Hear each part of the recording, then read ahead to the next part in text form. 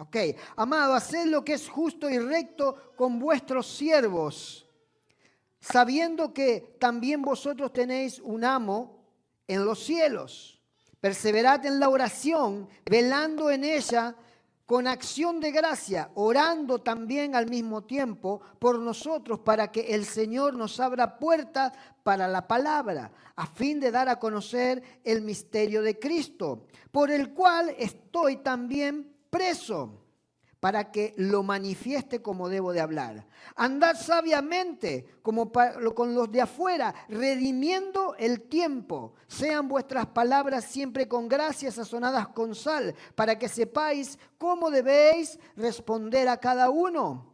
Todo lo que a mí se refiere os lo hará saber Tíquico, amado hermano, fiel ministro y consiervo en el Señor, el cual enviado a vosotros para que, ponga atención, para esto mismo, para que conozca lo que vosotros se refiere y conforte vuestros corazones. Con Onésimo, amado y fiel hermano, que es uno de vosotros, le dice a los de Colosa, todo lo que acá pasa os lo hará saber. Aristarco, mi compañero de prisiones, os saluda, y Marcos, el sobrino de Bernabé, acerca del cual habéis recibido mandamiento. Si fuere a vosotros, recibidle. Y Jesús, llamado Justo, que son los únicos de la circuncisión que me ayudan en el reino de Dios y han sido para mí un consuelo. Os saluda Epafras, el cual es uno de vosotros, siervos de Cristo, siempre rogando encarecidamente por vosotros en sus oraciones, para que estéis firmes, perfectos y completos en todo lo que Dios quiere.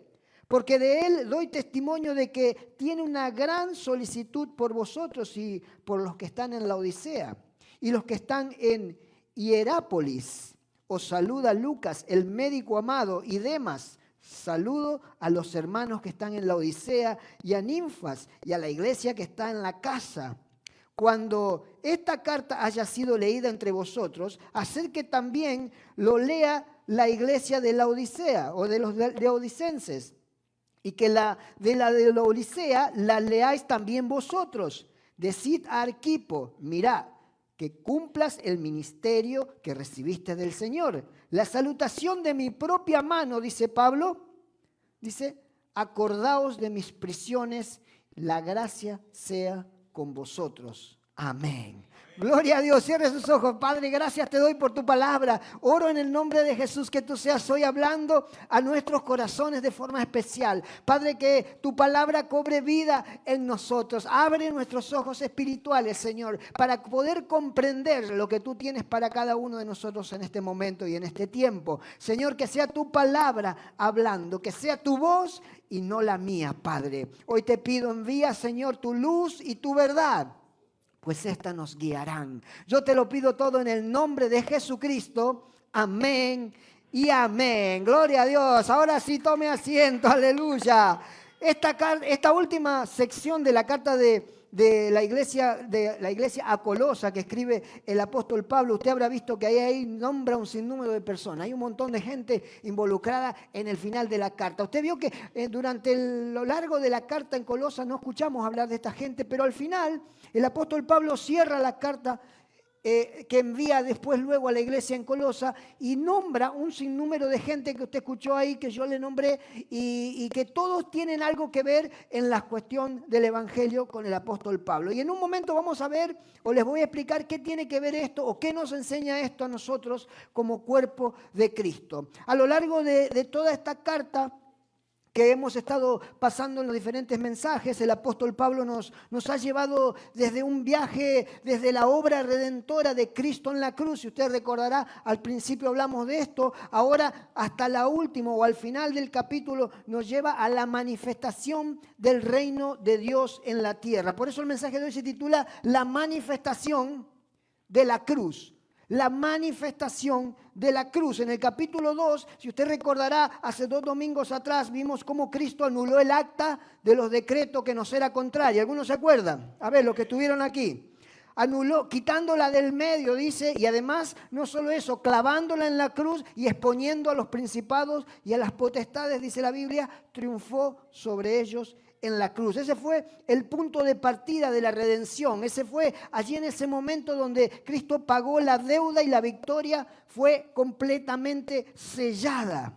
Luego vimos en el capítulo 3, el domingo pasado específicamente, que debemos aprender a vivir desde la cruz. ¿Se acuerda que le dije? A vivir desde la cruz, la obra completa, esa obra que nos salvó, esa obra que Jesús hizo, esa paga por el pecado que Él realizó en esa cruz, no fue solamente para salvarnos de la muerte y del infierno, sino además para que aprendiéramos a vivir desde la cruz, para que seamos transformados. Fue un llamado a dejar el viejo, ¿alguien se acuerda? El viejo hombre, a despojarnos, ¿se acuerda que le dije? A despojarnos del viejo hombre y a vivir como resucitados con Cristo, buscando las cosas de arriba, reflejando ¿qué cosa? ¿Alguien se acuerda de esta palabra clave? La imagen, la imagen, reflejando la imagen de Cristo para que la gloria se manifieste en la tierra. ¿Se acuerda que hablamos de esto? Y ahora en el capítulo 4 Pablo nos enseña cómo esa nueva vida en Cristo debe manifestarse en el mundo real, en nuestro cotidiano vivir, todos los días que andamos viviendo nosotros. Este capítulo es una invitación a vivir el reino de Dios, no solo en el templo, los días de servicio, sino fuera del templo. Cada día de nuestra vida, fuera del templo, donde realmente nadie nos ve de la congregación. Porque aquí en la congregación todos nos están mirando y tenemos que vernos santos, ¿verdad? Aquí no podemos, no, porque mire que el hermano el hermano, pero allá afuera donde nadie nos ve, cuando estamos entre medio de un grupo de gente que son quizás personas que no conocen a Cristo, ahí en esos momentos, ahí en esos tiempos es donde nosotros tenemos que manifestar lo que la cruz hizo en nosotros. Ahí en esos momentos es donde nosotros tenemos que mostrar la obra redentora de Cristo. En otras palabras, lo que Cristo hizo en el cielo por medio de la cruz, lo que el Espíritu hace a través de nosotros por medio de la cruz. Esa transformación debe ahora manifestarse en el cotidiano vivir a través de cada uno de nosotros, porque es a través de cada uno de nosotros que Dios quiere comenzar a manifestar el reino de los cielos en la tierra. ¿A través de quién? De la iglesia de Cristo. Usted, yo, cada uno de nosotros. Y en este último capítulo el apóstol Pablo cierra la carta a la iglesia en Colosa con 3 revelaciones. ¿Cuántas revelaciones? 3. 3 revelaciones que son claves para que el poder del Espíritu Santo se mueva a través de nosotros como iglesia y podamos caminar en la autoridad y en el poder del Espíritu Santo en este tiempo, así como lo hicieron los cristianos de aquel tiempo. ¿Cuántos quieren ser parte de lo que Dios está haciendo en este tiempo? Yo me pregunto. Solo 3 tengo. Bueno, a esos 3 les voy a predicar y a los que me están mirando desde la casa. ¿Cuántos quieren ser parte de lo que Dios está haciendo en este tiempo? Yo me pregunto. Tengo 4 ahora. Vamos de vuelta. ¿Cuántos quieren ser parte de lo que Dios está haciendo en este tiempo ahora? De seguro quieren ser parte. Y ahora ya me quedaron menos todavía. Mejor no le pregunto más. Ay, Dios mío. 3 revelaciones clave que el apóstol Pablo nos da en esta última sección de la carta que hoy yo te voy a mostrar. Y quizás a lo mejor leyendo esta escritura nunca te imaginaste lo que te voy a mostrar ahora. Pero si alguno de ustedes puso atención, la primera revelación está en el verso 2, capítulo 4. Y él dice, perseverad, ¿en qué? En la oración, velando en ella con acción de gracias, orando también al mismo tiempo por vosotros, por nosotros, dice, para que el Señor nos abra puertas para la palabra a fin de conocer el misterio de Cristo, por la cual también estoy preso, para que lo manifieste como debo hacerlo. La oración, una de las claves principales que el apóstol antes de cerrar la carta se quiere asegurar que la iglesia en Colosa comprenda, es que no podemos dejar de perseverar en la oración.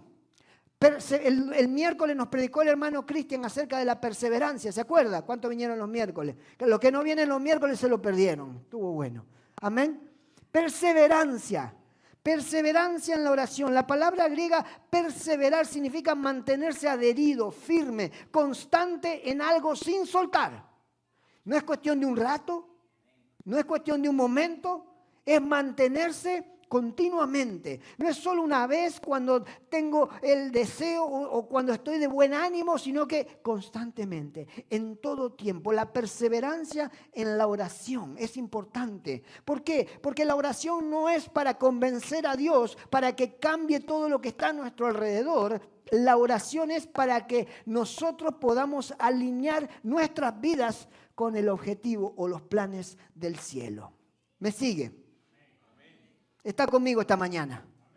Lo veo medio dormido hoy. No despierta todavía. Faltó alabanza. Vengan los músicos otra vez para acá arriba. Cantamos otro rato. La oración no es para que Dios cambie todo a tu alrededor, lo que a ti no te gusta, lo que a ti no te parece. No, no, no. La oración es para que tu vida se alinee con los planes y los propósitos del cielo. Y Pablo en aquel entonces dice, estoy preso en el Señor, dice, porque por Cristo estoy preso. Fíjese que él podía haber dicho, oren por mí para que me den libertad. Yo creo que eso hubiera sido lo primero que yo hubiera hecho, al menos. Hubiera dicho, oren hermanos para que yo pueda obtener libertad, para que pueda seguir predicando el Evangelio. Pero el apóstol Pablo no. El apóstol Pablo dice, oren, dice, para que mis palabras lleguen, para que la palabra de Dios llegue, para que donde quiera que lleguen estas cartas haya transformación, haya revelación. Pablo no está pidiendo por él mismo, por su libertad, sino para que se le abran puertas, para que la palabra de Dios sea expandida. Imagínense este hombre que viajó por todas partes, este hombre que predicó el Evangelio, aún estando preso cuando escribe esta carta a la iglesia en Colosa. Él ora para que la palabra de él siga llegando. Yo no sé lo que hubiera hecho Pablo si él hubiera tenido WhatsApp, si él hubiera tenido Facebook, si él hubiera tenido las plataformas hoy en este día. Si Pablo hubiera tenido la tecnología que nosotros tenemos en este tiempo, hermano, hoy en día estaríamos saturados del Evangelio de Cristo. Lo escucharíamos en todos lados. Donde quiera que usted abriera una plataforma, escucharía el Evangelio de Cristo porque Pablo estaría ahí predicando. Pero nosotros hoy tenemos mucho más que lo que tuvo él antes. Sin embargo, estamos más preocupados por vernos bien maquillados cuando nos tomamos la foto en el Facebook. Que salga yo bien guapo cuando viene la foto. ¿Verdad? El apóstol estaba preocupado por la palabra, la palabra, la palabra, la palabra. Yo creo que es importante. Esta es la primera revelación que el apóstol le muestra a la iglesia y dice, necesitamos perseverar en la oración. Perseverar. ¿Por qué? Eso nos revela un corazón de alguien que entendió que el reino de Dios se mueve primero en el ámbito espiritual y luego se manifiesta en lo natural.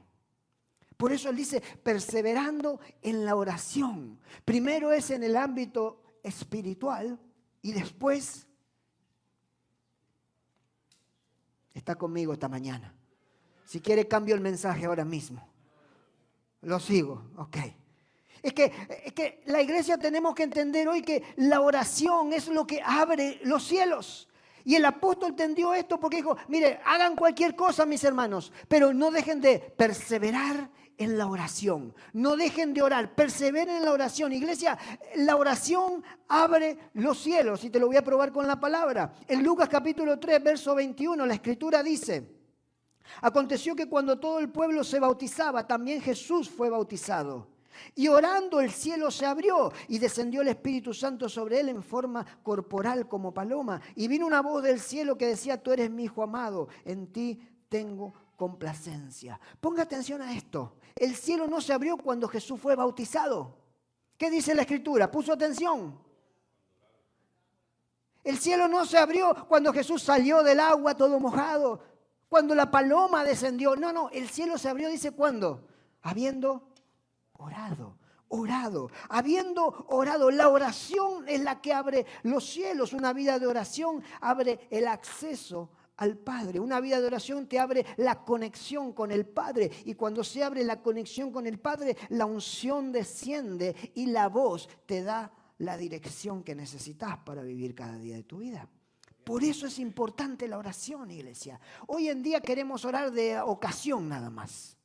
Muchas veces oramos cuando de corridas nada más. No tenemos casi tiempo para orar. En realidad no es que no tenemos, no lo hacemos al tiempo de la oración. Usted ya conoce este mensaje. Usted ya conoce este sermón bien conocido, ¿verdad? Tenemos tiempo de sobra para todas las cosas, menos para la oración. Menos. Y Pablo le habla a la iglesia en Colosa y le dice, mis hermanos, una cosa es fundamental. Perseveren en la oración. Manténganse en la oración. Estén firmes en la oración, porque la oración, ¿qué hace? Abre los cielos. En Daniel capítulo 10, verso 12 dice, entonces me dijo Daniel, no temas, porque desde el primer día que dispusiste tu corazón a entender y a humillarte en la presencia de Dios, fueron oídas tus palabras, y a causa de tus palabras yo he venido. Mas el príncipe del reino de Persia se me opuso durante 21 días. Pero he aquí Miguel, uno de los principales príncipes, vino para ayudarme y quedó allí con los reyes de Persia. Daniel perseveró por 3 semanas hasta que el cielo envió la respuesta, o hasta que, mejor dicho, recibió la respuesta del cielo. Pero ¿vio lo que dice la Escritura? Que desde el primer día que él oró, ¿qué pasó? El Padre escuchó. Desde el primer día que él oró, el Padre escuchó la oración, pero dice que cuando venía la respuesta, el príncipe de Persia o el principado de Persia o el ente demoníaco que comandaba o gobernaba Persia salió al encuentro de la respuesta y se opuso al ángel que traía la respuesta a Daniel, dice la Biblia. Y ponga atención a esto porque me gusta, porque la Biblia dice que Daniel estaba ayunando y orando ¿por cuánto? ¿Cuántos están preparados para enero? Arrancamos con 21 días de ayuno y oración el día 1 del año 2026. ¿Está preparado? ¿Cuántos están preparados? ¿Cuántos quieren ser parte de lo que Dios está haciendo? ¿Quieren ser parte de las cosas grandes de Dios? Tiene que sacrificar la carne. Entréguele la carne al Señor. ¿Cuántos están preparados para entregar la carne al Señor este año? Daniel está... qué bueno leer a Daniel cuando Daniel ayunaba y oraba. Pero ¿y usted? ¿Y yo? ¿Qué? Ayuno y oración. Ayuno y oración. Perseveraba en la oración. Y ponga atención a esto porque esto es clave. La oración abre los cielos. La oración constante rompió la resistencia de los principados espirituales que se oponían a la respuesta que venía en favor de Daniel. La perseverancia en la oración. Es tremendo lo que sucede. Claro, ponga atención a esto. Te dije que la oración, ¿qué hace? Pero la perseverancia en la oración. La oración abre los cielos, pero la perseverancia en la oración hace temblar las estructuras demoníacas que bloquean las promesas que Dios tiene preparadas para ti.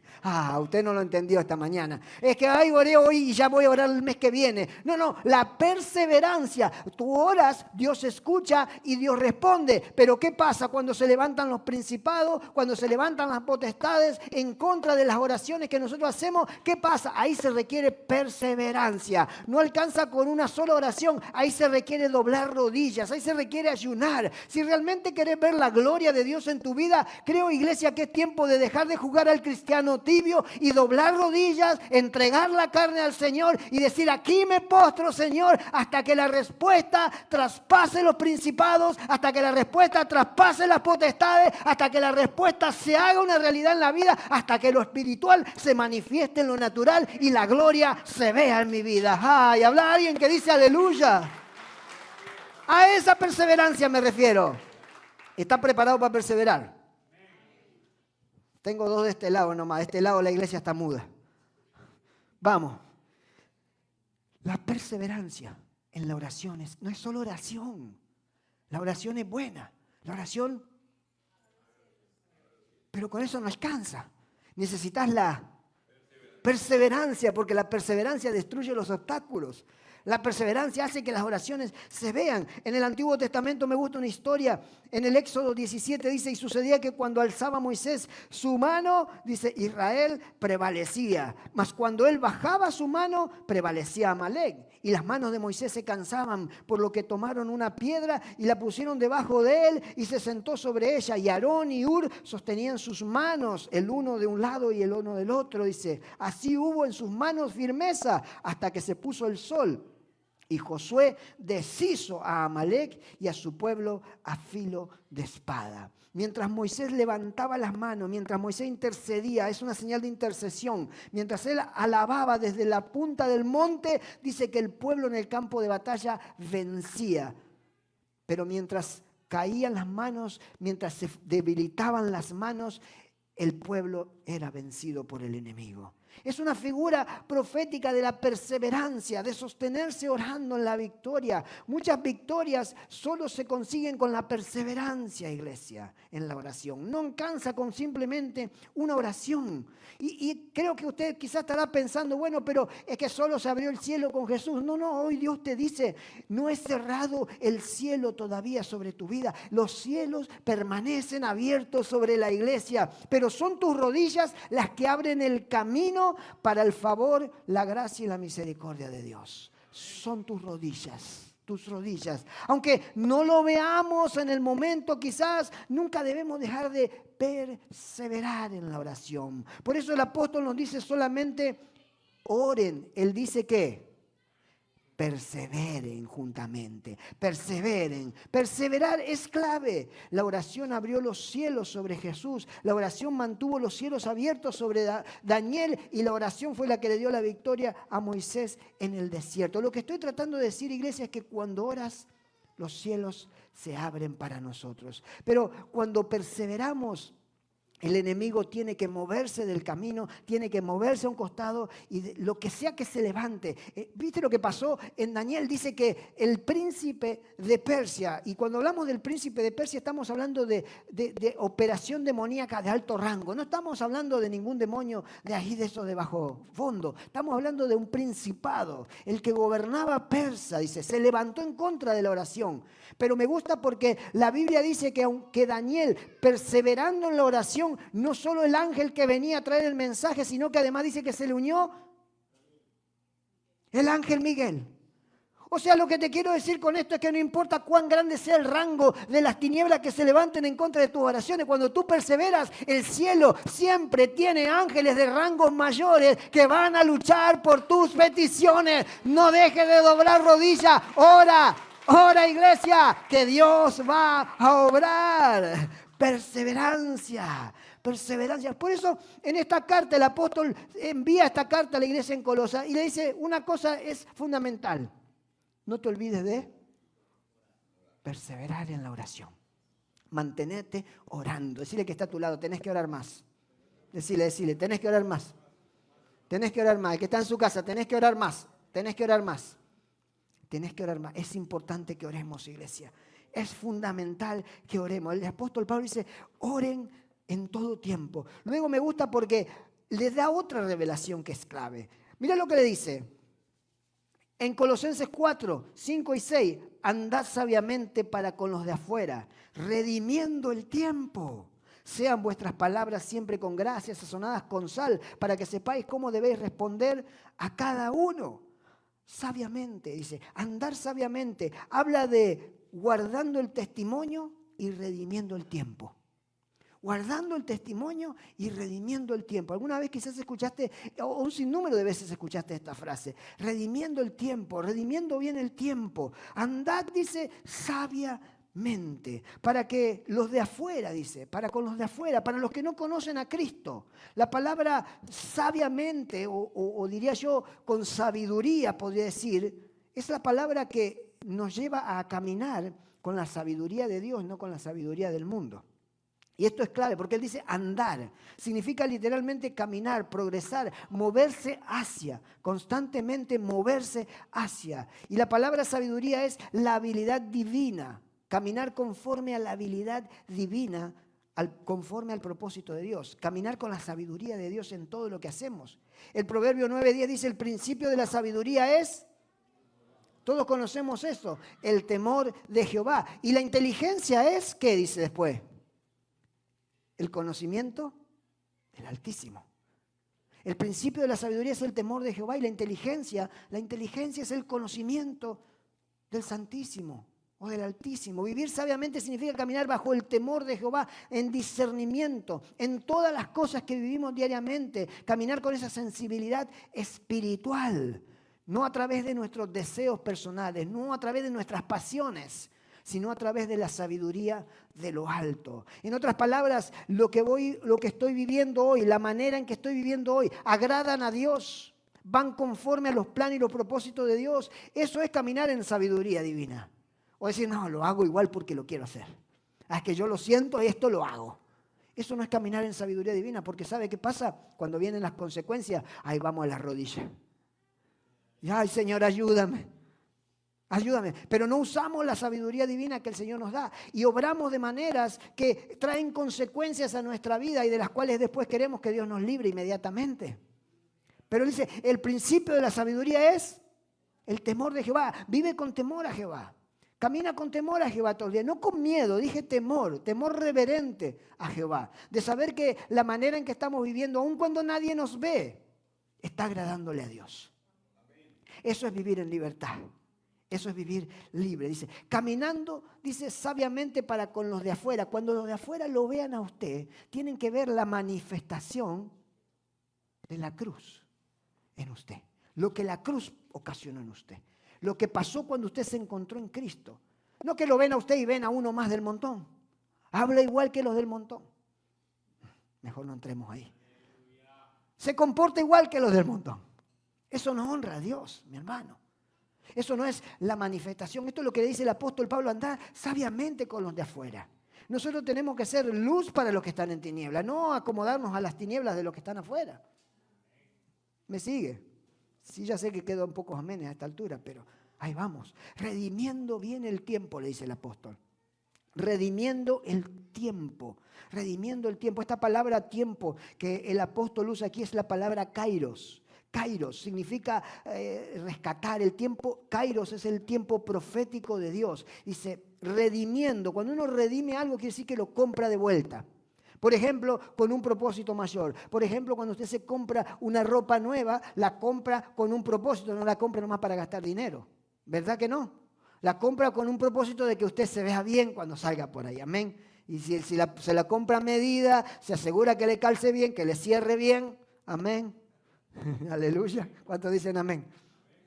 Que le quede bien con su color de piel, todas esas cosas, mira, la redime, la compra con un propósito, no va por ahí, compra cualquier cosa porque no más compra, ¿verdad? Redime, compra con un propósito, eso es lo que significa. Dice redimiendo, pero acá dice Pablo redimiendo o comprando de vuelta, ¿qué? El tiempo, bien, el tiempo. La palabra kairos. Esto es clave porque cuando él usa la palabra kairos, él habla de comprar en el nivel profético de Dios, no en el nivel cronológico de Dios. Nosotros vivimos dentro del cronos, el nivel cronológico del tiempo, pero el kairos es el tiempo profético de Dios. En cada cronos hay un kairos. En cada cronología que nosotros vivimos hay un kairos, un tiempo profético de Dios que interactúa con el crono. Si usted aprende a discernir el kairos en el cronos, va a caminar en los propósitos del reino. ¿Me sigue? Está muy complicado eso, estaba medio enredado. Vamos de vuelta. Pablo le enseña a la iglesia en ese momento de la historia que deben redimir el tiempo. Efesios 5 dice, mirad pues con diligencia cómo andéis, no como necios, sino como sabios, aprovechando bien el tiempo porque los días son malos. Por tanto, no seáis insensatos, sino entendidos de cuál es la voluntad del Señor. Mira lo que dice el apóstol, más o menos lo mismo que dice en el libro de Colosenses. Cuando caminás con la sabiduría divina, convertís cada circunstancia de tu vida en una oportunidad para manifestar el reino de Dios en la tierra. Es lo que Pablo estaba haciendo. En el Cronos, Pablo estaba en la cárcel, pero él no estaba viviendo en el Cronos, él estaba viviendo en el Kairos, en el momento profético de Dios. Y él dice, yo estoy aquí con un propósito que va mucho más allá de lo que estoy viviendo en este tiempo y en el lugar en donde estoy. Yo estoy aquí para expandir el Evangelio de Jesucristo, para expandir la palabra de Dios. Pablo convirtió ese momento que él estaba viviendo en un momento específico y fundamental para manifestar la gloria de Dios en la tierra. Cuando el apóstol le dice a la iglesia en Colosa, anden sabiamente, redimiendo bien el tiempo, él estaba diciendo básicamente que el tiempo en el que estás viviendo, lo que sea que estás atravesando, lo uses para que la manifestación del reino sea vista a través de tu vida. Muchas veces esperamos a que todas las circunstancias a nuestro alrededor sean perfectas para poder servir a Dios, para poder manifestar su gloria. Y a todos nos gustaría que se diera de esa manera. ¿Cuántos dicen amén? Eso sería maravilloso. Pero si usted espera que todo esté perfecto a su alrededor para servir a Dios, de los 80 años promedio que Dios le da de vida, quizás usted le serviría tal vez un mes. Imagínese. No podemos esperar a que las cosas cambien a nuestro alrededor para servir a Dios. Eso es básicamente lo que el apóstol está diciendo. ¿Se acuerda lo que le pasó a José? En Génesis capítulo 41, verso 38 dice la Biblia: y dijo Faraón a sus siervos: ¿acaso hallaremos a otro hombre como este, en quien esté el Espíritu de Dios? Y dijo Faraón a José: pues que Dios te ha hecho saber todo esto, no hay entendido ni sabio como tú. Tú estarás sobre mi casa y por tu palabra se gobernará todo mi pueblo. Solamente en el trono seré yo mayor que tú. Y además Faraón dijo a José: he aquí, yo te he puesto sobre toda la tierra de Egipto. José interpretó un sueño al Faraón correctamente. Él supo convertir ese tiempo en el que él estaba y le dijo: vienen 7 años de escasez, vienen 7 años de abundancia. ¿Cuántos se acuerdan de la historia? A ver los que leen la Biblia. Pero cuando José le interpreta el sueño a Faraón, José no vivía en el palacio. Porque de ahí se veía bueno. José estaba en la cárcel, como Pablo. Desde que sus hermanos lo vendieron en su tierra hasta que llega este momento donde Faraón lo pone por encima de todo lo que él tiene, pasaron 13 años. 13 años de proceso, iglesia. 13 años. De los 13 años, aproximadamente 3 años estuvo en la cárcel. Los otros sirvió como esclavo en el palacio de Potifar.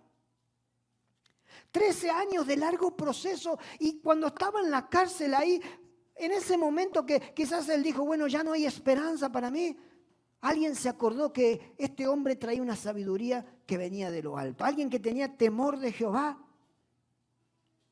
y lo llama para que interprete los sueños del faraón. 13 años de proceso. ¿Qué te digo con esto? Deja de quejarte por tu proceso. Deja de quejarte por tu proceso. Todos tenemos procesos. Absolutamente todo. Mientras estés en la faz de la tierra vas a tener proceso. Se acaba uno y comienza otro. Eso es así. Se acaba uno y comienza el otro. Pero la Biblia dice que Dios nos va transformando de gloria en gloria. De cada proceso sale otra medida de gloria en tu vida. De cada proceso el Señor va haciendo algo. Y cada vez que pasamos por un proceso, en lugar de hacer lo que hizo el apóstol Pablo, lo que hizo José, transformar ese cronos en un kairos, lo que hacemos es quejarnos todo el tiempo. Y empezamos a desagradecer y finalmente por lo que estamos viviendo. Y yo sé que la mayoría, estoy seguro de ustedes, que está atravesando por un proceso, tienen más cosas para darle gracias a Dios que lo que están atravesando. Estoy seguro. No hay ninguno de ustedes que me diga: si usted se pone a pensar y dice: yo estoy atravesando por este proceso, pastor, es durísimo. Y te entiendo. Pero si pones la mirada y abrís tu espectro, tenés un sinnúmero de cosas para agradecerle a Dios en este preciso día y en este preciso momento, como para estarte enfocando en ese proceso. José podría haber dicho: hoy no me llamen, no tengo ganas de interpretar sueños. Ya tengo 3 años en la cárcel, no moleste. Esperen a que esté en el palacio. De ahí desde el palacio tal vez pueda interpretar sueños. José podría haber dicho: no, en este momento dígale al faraón que no puedo, estoy en la cárcel. Mi vida es un caos. No creo que vaya a poder, no tengo muchas ganas, no me siento en el espíritu para interpretar sueños. Pero ¿sabes qué hizo José? José redimió bien el tiempo.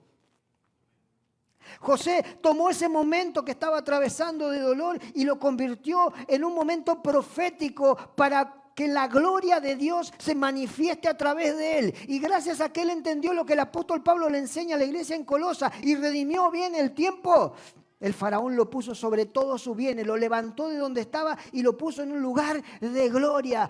¿Qué te estoy diciendo este día, iglesia? ¿Alguno lo entendió? Amén. Quizás lo que estás esperando depende de tu actitud. Y yo sé que esta parte es dura, pero hermano, muchas veces nos encontramos de esta manera. Esta es la mayor estrategia que el diablo usa para con nosotros. Es enfocarte en tu proceso. Vive mirando tu proceso todo el día. No vas a salir de tu proceso. Tu proceso está ahí, no te va a dejar. Mentiras del diablo. Mentiras del diablo, iglesia. La Biblia dice que Jesús vino para que tengamos vida, pero también dijo: en el mundo tendréis ¿qué? Pero después, ¿qué dijo? Confiad, Yo he vencido al mundo. Entonces, ¿dónde está nuestra confianza? Nuestra confianza debe estar en Cristo. Nuestra confianza debe estar en el Señor. En Primera de Crónicas, capítulo 12, 32, la Biblia dice, de los hijos de Isaacar, 200 principales entendidos en los tiempos, que sabían lo que Israel debía hacer, cuyos dichos seguían todos sus hermanos. Los hijos de Isaacar tenían sabiduría para interpretar el kairos. Por eso se diferenciaban del resto de las personas. Pone atención porque lo que te estoy diciendo este día es clave. Lo que te estoy enseñando tiene un valor espectacular. Si aprendes a identificar el kairos en medio del crono que estás viviendo, tu vida va a cambiar para siempre. Esto es clave. El enemigo quiere mantenerte enfocado en el cronos. Hoy estás pasando esto. No vas a salir. ¿Quién sabe cuándo vas a salir? Ya llegará algún día que Dios me va a ayudar. Pero el kairos de Dios dice, este es el tiempo en que Dios va a interceder. Este es el tiempo en el que el poder se va a mover. Este es el tiempo en el que Dios quiere hacer cosas grandes en tu vida. Tienes que recibirlo por fe, porque sin fe es imposible agradar a Dios, iglesia. Alguien tiene que decir amén. Es importante entender esto. Cada día que vivimos trae puertas espirituales que se abren a nuestro alrededor. No dejes que la prisa, que la distracción te impidan verlas. Ora para discernir. El apóstol Pablo le dice a la iglesia que sean un tiempo que lo redimas bien. Redime bien el tiempo en el que estás viviendo hoy. Tu testimonio es más que palabras, iglesia. Es una oportunidad cada día para manifestar la cruz. Cada día nosotros tenemos esa oportunidad. Y los que viven redimiendo el tiempo, caminan con el Redentor del mundo. Es tiempo de vivir como Él nos llamó a vivir. Pon atención a lo que enseña el apóstol Pablo. Es clave. Yo me pregunto, ¿cómo podía este hombre, desde la cárcel, sabiendo que le quedaban días contados, que en cualquier momento podría llegar esa sentencia de muerte, y sin embargo, él no se preocupaba por lo que le estaba pasando a él? Su mayor preocupación era mover el reino de Dios, era cumplir con lo que Dios le había mandado a hacer en la tierra. Si empezáramos a vivir de esta manera, de seguro cerraríamos muchas puertas al enemigo y el diablo perdería autoridad y poder sobre nuestras vidas. Creo que el apóstol tenía una revelación muy profunda de lo que eran las cosas del reino, pero él enseña un poco de lo que él tiene a la iglesia en Colosas y le dice, primero, no se olviden de perseverar en la oración. Segundo, anden sabiamente, redimiendo el tiempo. ¿Por qué? Poné atención, porque si no tenés oración y conexión con el Padre, no podés andar con sabiduría, porque la sabiduría proviene de tu conexión con el Padre. ¿Me sigue? Todo se conecta. Tu sabiduría proviene de tu conexión con el Padre. Y de tu sabiduría vas a saber cómo redimir bien el tiempo. Ahora poné atención porque le dice algo más. Hay una tercera revelación. ¿Está preparado? Vivir en comunión. Vivir en comunión. Esto es clave. En Colosenses 4:7 dice, todo lo que a mí se refiere os hará saber Tíquico, amado hermano y fiel ministro y consiervo del Señor, el cual he enviado a vosotros para esto mismo, para que conozcan vuestro estado y conforte vuestros corazones, junto con Onésimo, amado y fiel hermano. Luego dice, os saluda Aristarco, compañero de mis prisiones, Marcos, sobrino de Bernabé, tocante al quien habéis recibido mandamiento, Jesús, llamado el justo, nombra luego más adelante, Éprafas, otro consiervo de ellos, de la iglesia de Colosa. Luego dice el Señor, luego dice Pablo a Aristarco, dice, cumple con tu ministerio. Puso atención a todos estos nombres que el apóstol Pablo nombra al cierre de la carta. El reino de Dios no se construye con celebridades, se construye con relaciones. Había un grupo de personas que estaba alrededor de Pablo. Sí, él era el que escribió todas las cartas, él era el que estaba preso, pero usted vio que ahí había algunos que estaban presos con él, lo dice la palabra. Había otros que servían de mensajero para enviar la carta con él. Había otros que estaban ahí con algún propósito especial, para consolar a Pablo. Dice, viste que ahí dice, algunos son para mi consuelo. En otras palabras, fíjate que ahí había una comunión. Había un grupo de personas unidas para el propósito del reino de los cielos. La comunión es el motor del reino de Dios. La comunión es el motor del reino de Dios. Pablo termina su carta nombrando un grupo de colaboradores que estaba alrededor de ellos. Él quería asegurarse que la iglesia aprendiera que el evangelio no se puede proclamar solos. necesitamos un equipo. El reino no se edifica sobre individualismo, sino sobre comunión y propósito, iglesia. Comunión y propósito. En Hechos capítulo 2, 44 dice, todos los que habían creído estaban juntos y tenían en común todas las cosas y vendían sus propiedades. Estos sí que estaban juntos. Aleluya. ¿Qué hacían? Vendían sus propiedades, vendían sus tierras. Dice, perseveraban unánimes en el templo y partiendo el pan. En las casas comían junto con alegría y sencillez de corazón, alabando a Dios y teniendo favor con todo el pueblo. Y el Señor añadía cada día a la iglesia los que habían de ser salvos. La comunión activó la multiplicación. ¿Te das cuenta? La comunión, hermano. No podemos dejar la común unión. Son dos palabras, es una palabra compuesta. Común, unión. No podemos dejar la común unión, porque eso es lo que hace el mover del evangelio. Eso es lo que hace el motor del evangelio. Yo no podría predicar el evangelio si no lo tuviera usted. Tal vez sí. ¿Qué dice?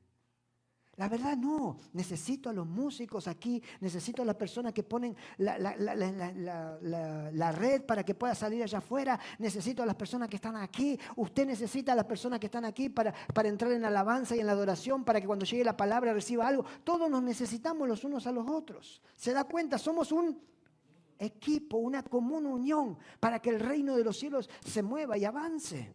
Me gusta la escritura porque en 2 de Samuel capítulo 23... dice la Biblia, hablando acerca de David, dice, estos son los nombres de los valientes que tuvo David. Miren lo que dice la Biblia.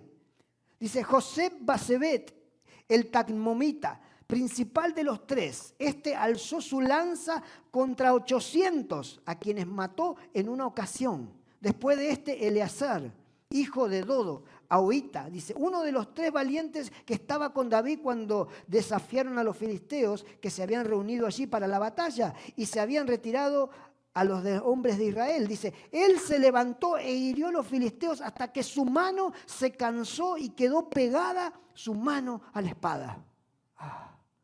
¿Se imagina? Su mano se quedó pegada a la espada de tanto matar gente. Ya no la podía abrir, yo me imagino que hasta se la acalambró cerrada en la espada, de tanto apretar la espada tan fuerte para matar gente. Aquel día Jehová dio una gran victoria y se volvió el pueblo en pos de él, tan solo para recoger el botín. Muchas veces vemos o escuchamos hablar de las grandes victorias de David, pero de estos hombres poco se habla. David solo nunca hubiera podido conquistar estas victorias. David necesitaba a este varón que con su lanza mató 800 de una sola vez. David necesitaba a este hombre que se le quedó la espada pegada en la mano de tanto matar filisteos. Y si usted sigue leyendo la historia, usted va a ver que hay muchos valientes ahí juntos en ese capítulo. No son solo tres son los que estaban más cerca de David, pero después hay otra lista de valientes que estuvieron peleando continuamente con David. Iglesia, el enemigo nunca podrá vencer a una iglesia que está unida. Nunca. La comunión es fundamental y todavía en este tiempo seguimos sin entender. Pensamos que hacer iglesia es simplemente venir a un building un día común en la semana. No, va mucho más allá de eso. Si realmente queremos impactar para el reino de los cielos, tiene que haber común unión entre nosotros, porque la iglesia dividida está vencida. El Espíritu Santo se derramó en Pentecostés cuando todos estaban, dice la Biblia, ¿cómo? Unánimes. O unidos, exactamente, unánimes o unidos. Así también el avivamiento en este tiempo vendrá sobre un cuerpo, sobre una iglesia que permanece unido, sin competencias, sin orgullos, sin apuntarse con el dedo. Si hablamos de defecto, a todos nos sobran, hermanos.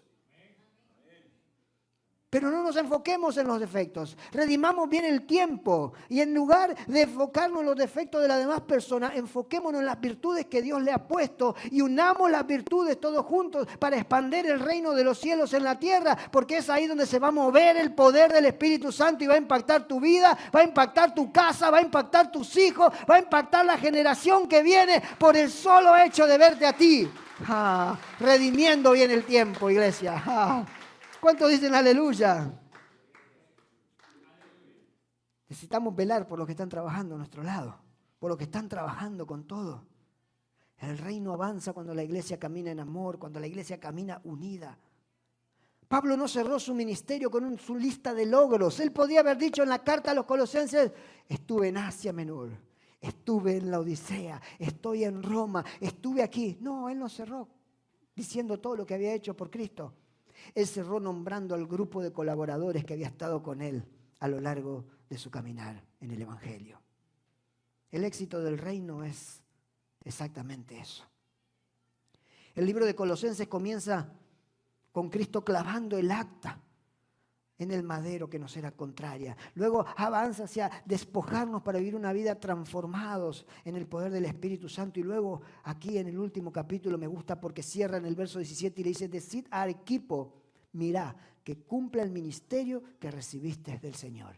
Y creo que ese mensaje está más vigente que nunca para todos nosotros. Yo diría, decirle a Juan, decirle a Pedro, decirle a Claudio, decirle a Fabián, a Javín, que cumpla con el ministerio que el Señor le ha dado. Que no dejemos de cumplir ese llamado que está en nosotros, que Dios ha puesto. Cristo ya dio su vida por nosotros, ya pagó el precio por nuestros pecados. Así como clavó el acta en la cruz, también escribió un propósito nuevo en nuestras vidas el Señor. Ahora en este tiempo los cielos todavía siguen abiertos para los que caminan redimiendo bien el tiempo. Este es un tiempo en que nosotros como hijos de Dios necesitamos vivir en la sabiduría que proviene de lo alto y marcar la diferencia en esos lugares donde quiera que Dios nos ponga.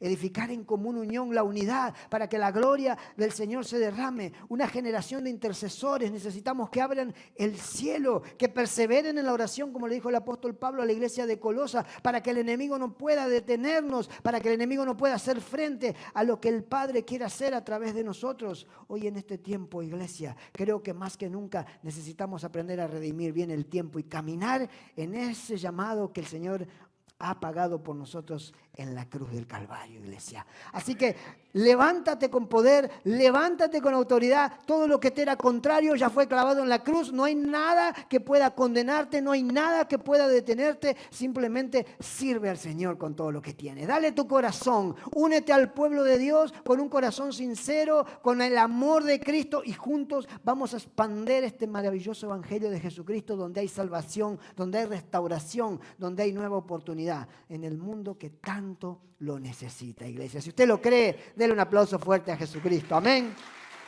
Gloria sea al Señor. 3 claves. ¿Te acordás cuáles eran?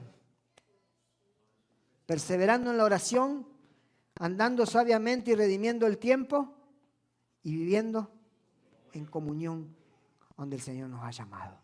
Este es el tiempo en el que el Señor nos está llamando a realmente convertirnos en ese cuerpo de Cristo.